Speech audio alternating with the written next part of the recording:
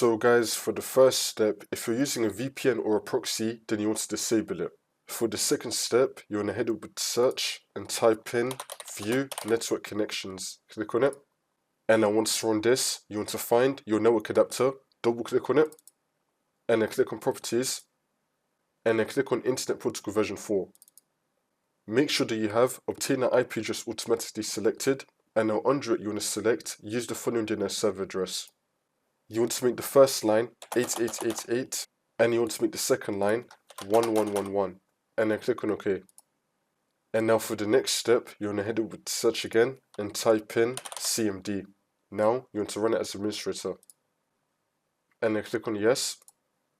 And then once you're on this, you want to type in ipconfig space /flush DNS, and then click on enter. And now you want to type in netsh space winsock space reset, and then click on enter again. And now for the last step, you just want to restart your computer, and then the problem should be fixed.